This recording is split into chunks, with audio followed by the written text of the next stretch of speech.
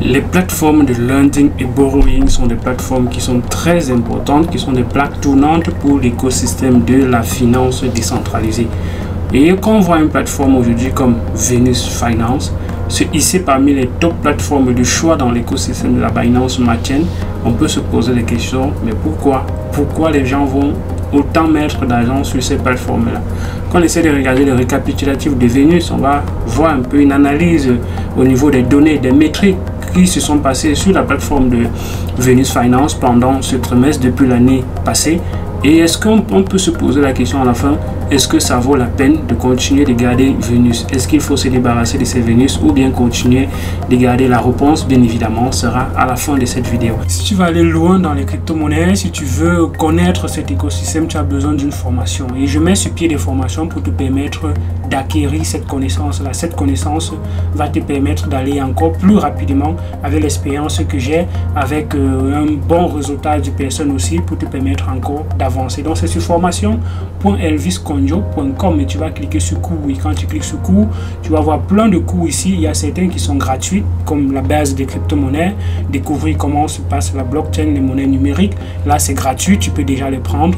Si tu veux encore aller plus loin, il y a des cours qui vont avoir un programme assez dense pour te permettre de comprendre cela, l'introduction à la blockchain, les fondamentaux, qu'est-ce qui se cache, l'historique, l'écosystème des crypto-monnaies, qu'est-ce qu'il y a dans cet écosystème. C'est assez vaste, la finance décentralisée, comment ça fonctionne, quelles sont les stratégies qu'on peut mettre en place, le DIOR, comment on fait cela, les stratégies et comment est-ce qu'on les applique, les bases du trading, les NFT, les métaverses, ainsi de suite. Donc c'est une formation qui est assez dense, elle est à 120 $ et elle inclut aussi un suivi avec les signaux, avec les pépites. Mais si tu veux simplement les cours qui sont donc comme ça, c'est 67 vidéos là que tu peux prendre. Tu peux la prendre maintenant à 80 $ tout simplement. Donc si tu veux simplement les vidéos qui sont assez riches, bien évidemment, j'ai des retours des personnes qui ont pris uniquement les vidéos, mais ils n'ont même plus besoin de suivi parce que effectivement il y a déjà tout dans les formations vidéo. Mais si tu veux les mises à jour régulières avec les pépites qu'on va analyser régulièrement, là je te conseille de prendre le pack complet à 120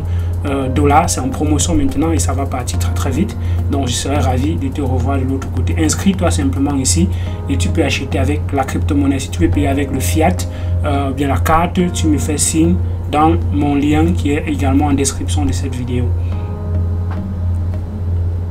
Allons sur Venus Finance. Ici, on voit que Venus Finance est une plateforme de lending borrowing, c'est-à-dire c'est une plateforme où les gens peuvent venir déposer leur crypto-monnaie et emprunter de la crypto-monnaie. On peut se dire, mais ça sert à quoi de déposer sa crypto-monnaie pour emprunter une autre crypto-monnaie?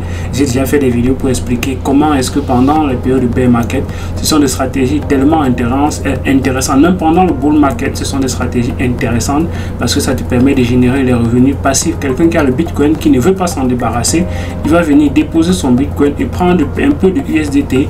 Peut-tu participer à des airdrops, peut-tu participer à des launchpads ou bien faire quoi dans l'écosystème avec ce qu'il a prêté, et après quand ça va payer, il va venir payer un intérêt et récupérer encore son Bitcoin. Ça fait qu'il n'a pas vendu son Bitcoin, parce qu'on peut dire, mais pourquoi tu ne vends pas ton Bitcoin et tu fais ces mêmes actions avec? Non, c'est pas ce qu'il veut. Il veut continuer de posséder son Bitcoin et il a besoin juste d'une fraction. Donc voilà pourquoi les gens vont aller déposer les crypto-monnaies et on voit qu'il y a 1,3 milliard qui sont déposés sur la plateforme contre simplement 400 millions qui ont été empruntés sur la plateforme.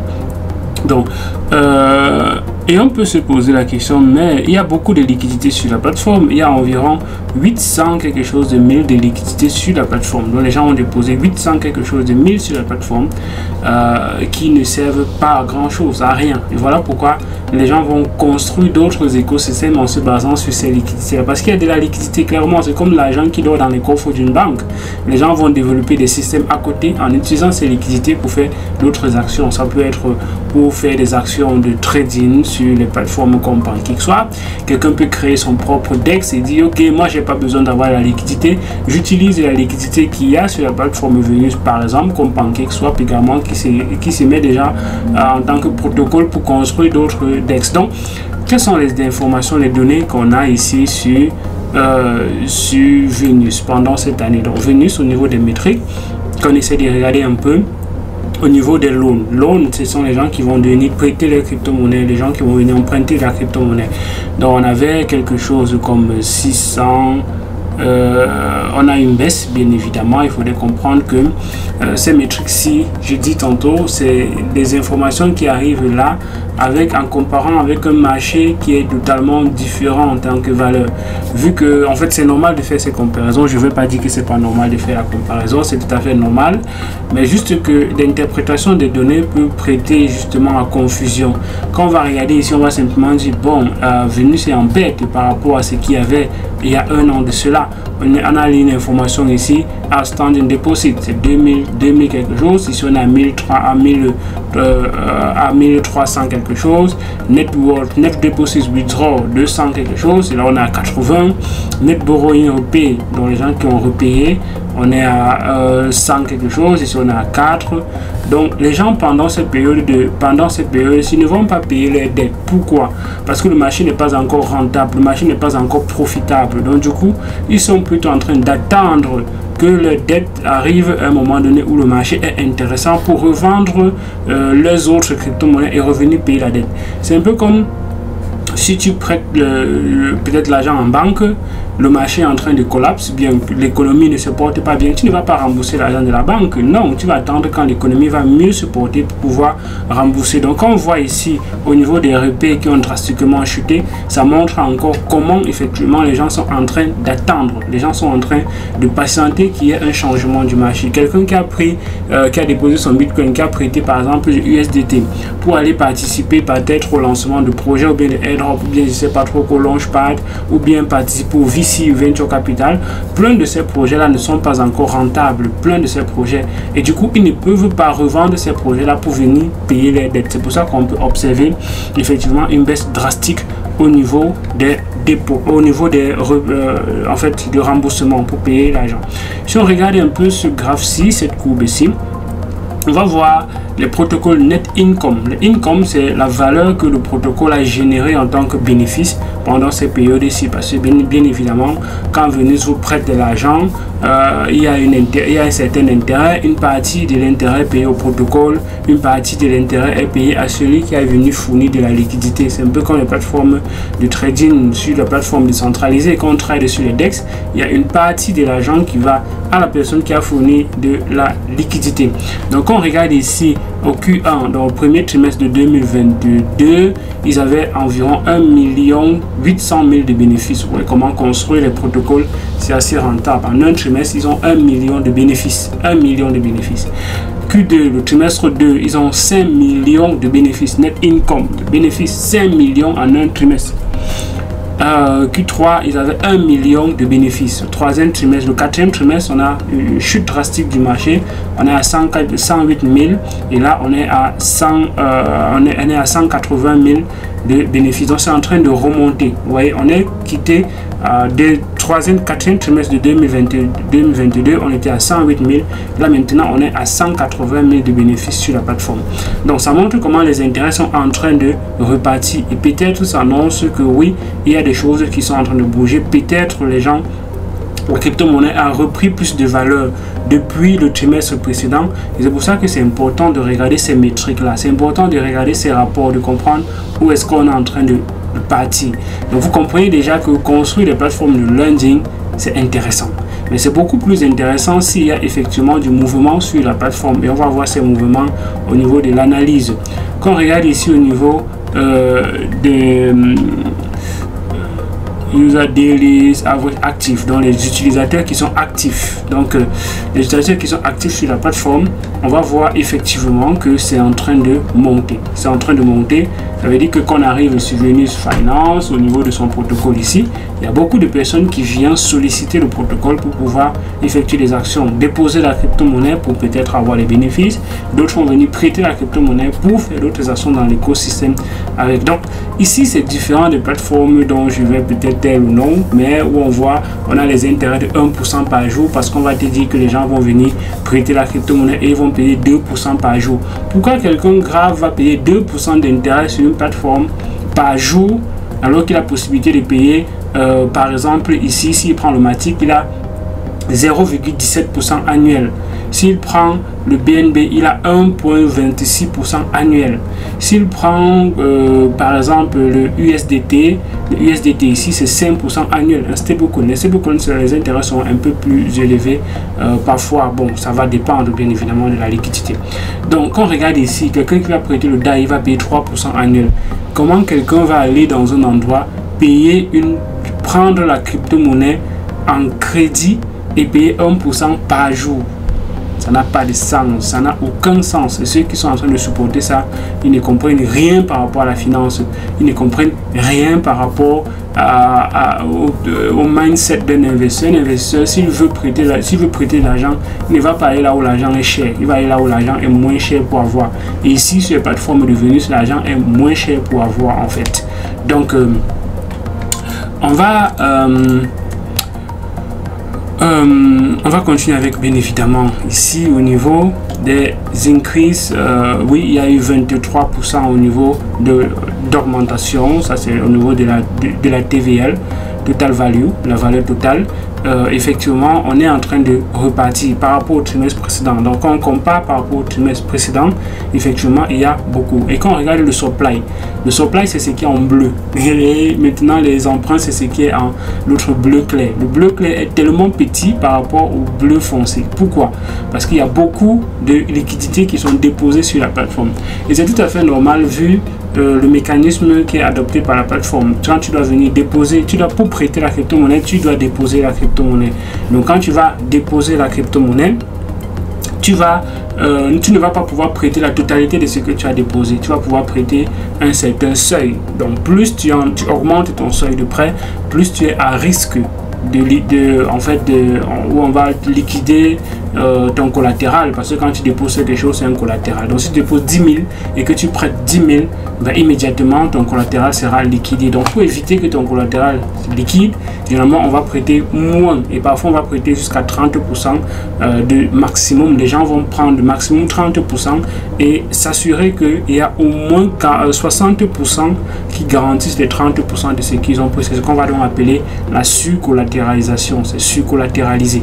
Donc les emprunts sur la plateforme sont surcollatéralisés. Voilà pourquoi on va voir cette partie en bleu foncé qui est beaucoup plus élevée que la partie qui est en bleu clair.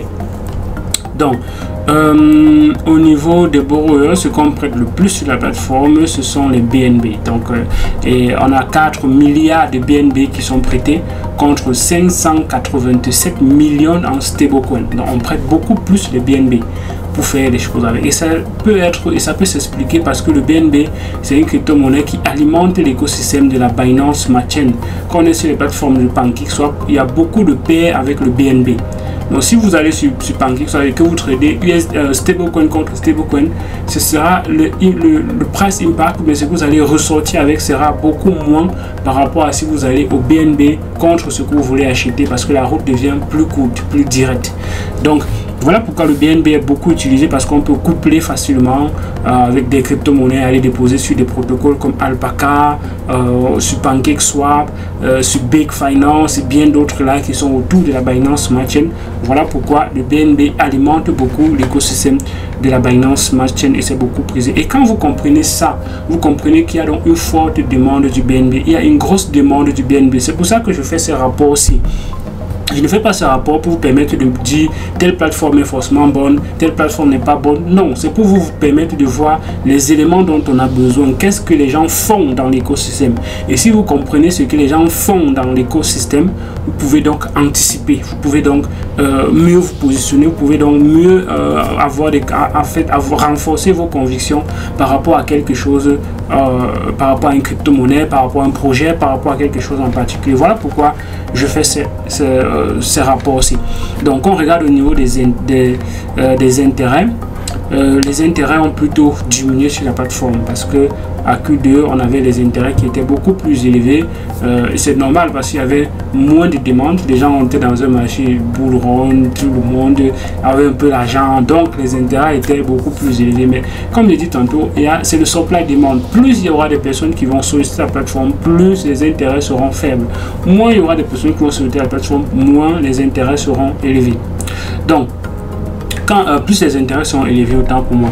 Donc on arrive ici au niveau où les intérêts ont baissé sur la plateforme, ça montre simplement qu'il y a beaucoup plus de demandes, il y a beaucoup plus de personnes qui participent, il y a beaucoup plus de liquidités qui interagissent à la plateforme. Du coup, on va réduire ces intérêts-là. C'est comme on va dans les plateformes de DEX où on coupe les crypto-monnaies et on va pour farmer la crypto-monnaie. Vous allez voir, quand il n'y a pas de liquidité, le protocole, il y a tellement d'intérêts, on va parfois dans les 1000, 2000, 3000, 4000, 1 million de pourcents, simplement parce qu'il n'y a pas encore beaucoup de liquidité. Donc, c'est en train de baisser.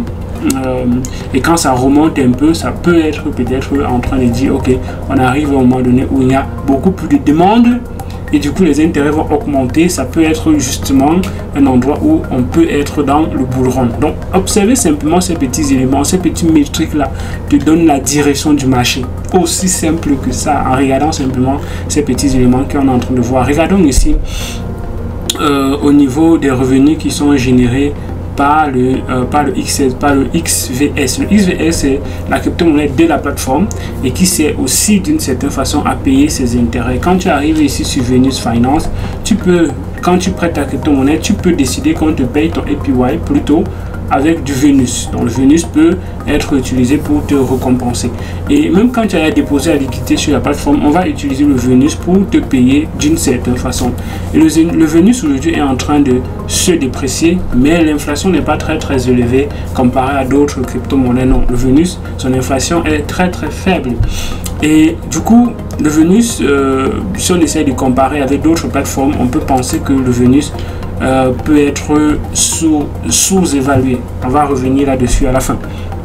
Donc, quand on regarde la personne, le nombre de personnes qui prennent les Venus, qu'est-ce qu'ils font avec les Venus?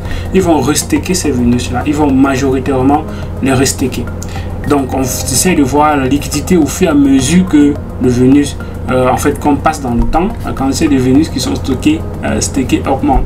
Pourquoi ça augmente? Aussi simple que ça, parce que les gens vont vouloir utiliser le Venus pour minimiser leur perte ou bien leur intérêt qu'ils vont payer sur la plateforme. Donc, ils vont garder ces Venus dans le protocole pour pouvoir encore maximiser les bénéfices qu'ils peuvent avoir à défaut de prendre ces Venus là et aller vendre tout simplement. Donc, ils vont participer à la gouvernance sur la plateforme parce que quand tu bloques tes Venus dans la gouvernance, on va continuer à te redonner encore des Venus. Et voilà pourquoi plusieurs personnes vont plutôt staker. Donc, imaginez-vous, par exemple, là, je prends mon cas, hein, je suis sur Venus, j'ai déposé la crypto-monnaie sur Venus, j'ai pris un crédit sur Venus et le crédit augmente au fur et à mesure que le temps passe. Les intérêts augmentent, pas le crédit. Les intérêts de ce crédit augmentent au fur et à mesure que le temps passe.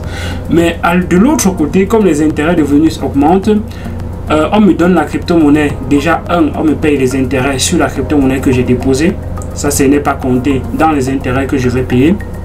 Deuxièmement, on me donne encore du Venus. Et ce Venus-là, quand j'essaye de voir la valeur de ce Venus qu'on m'a donné aujourd'hui, c'est largement supérieur à l'intérêt que je dois payer sur la plateforme. Donc en réalité, c'est un argent que j'ai prêté gratuitement ou bien c'est un argent que j'ai prêté et je ressors plutôt avec les bénéfices sur l'argent que j'ai prêté. Parce que je vais prêter l'argent, on va me donner des intérêts, on va me donner du Venus, mais quand j'essaie de vendre ce Venus, ça dépasse l'intérêt que je dois payer sur la plateforme. Ça veut dire que je suis plutôt gagnant. Donc voilà ces petits mécanismes que les gens mettent en place pour augmenter leur portefeuille et dont on parle justement dans la formation. Dans la formation pour devenir un crypto-investisseur expert, tu vas devoir connaître tous ces mécanismes-là pour pouvoir optimiser ton portefeuille. Prends la formation, ça va beaucoup t'apprendre.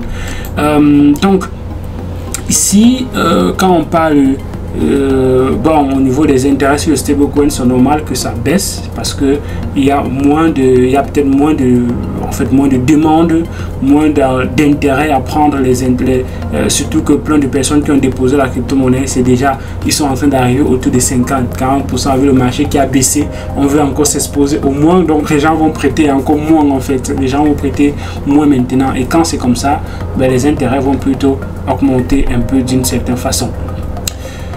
Tac, Cake au niveau des les intérêts sur Cake. Cake est une plateforme qui alimente beaucoup Venus. Cake, il y a beaucoup de personnes qui, au lieu de bloquer leur crypto-monnaie dans Pancake, soit même au niveau des pools qu'ils vont bloquer pendant 1 an avant de pouvoir récupérer, ils vont plutôt venir, et c'est ce que moi j'ai fait particulièrement. J'ai bloqué mes Cakes plutôt sur Venus. et j'ai prêté plutôt notre crypto-monnaie pour faire autre chose avec, ce que je n'aurais pas pu faire directement dans Cake. Donc voilà quelques petits mécanismes et je vais vous expliquer comment j'ai géré mon portefeuille pendant ce bear market. Donc voilà un peu quelques métriques au niveau de ce projet.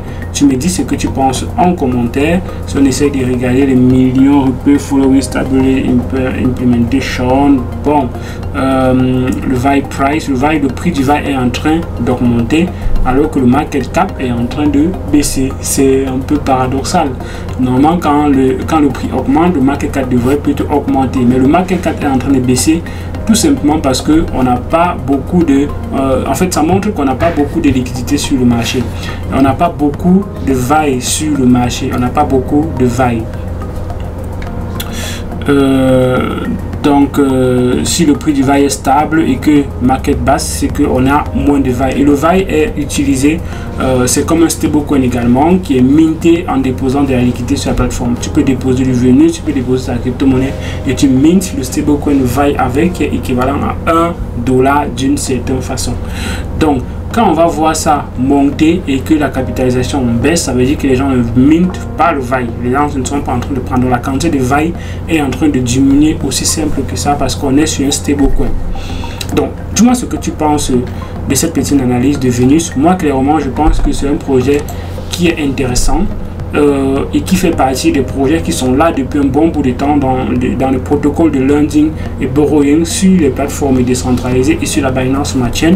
Et ces projets-ci ont plus de chances d'aller plus loin par rapport à de nouveaux projets. Quand un projet arrive, et bien, beaucoup de gens sont réticents, beaucoup de gens ne veulent pas le tester parce qu'on voit plein de projets qui se lancent au début, sont hackés, la liquidité disparaît et les gens ne veulent plus perdre l'argent. Il faut aller dans les endroits qui ont déjà montré leur solidité, qui ont déjà montré qu'ils ont traversé un certain nombre de choses et du coup ils sont beaucoup plus sûrs par rapport à de nouveaux projets. Voilà pourquoi je pense que Venus est un projet de choix dans l'écosystème de la Binance Smart Chain et donc plusieurs personnes pourraient plutôt s'intéresser. Quand on est dans le bull run, les gens vont faire des bénéfices. Vous allez voir les quantités d'argent qu'il y aura ici parce que les gens veulent stabiliser ce bénéfice-là. Quand les gens vont stabiliser leur portefeuille en USDT, en dessus et qu'ils vont vouloir générer quelques bénéfices passifs avec, qu'est-ce qu'ils vont faire? Ils vont aller dans les protocoles de finances décentralisés effectivement. Et là, on peut avoir bien évidemment une explosion de ce genre de projet. Dis-moi ce que tu penses toi-même en commentaire de cette vidéo. C'était Elvis Konjo, like, partage et abonne-toi pour ne rater d'autres vidéos à d'autres sur la chaîne. Ciao, bonne journée.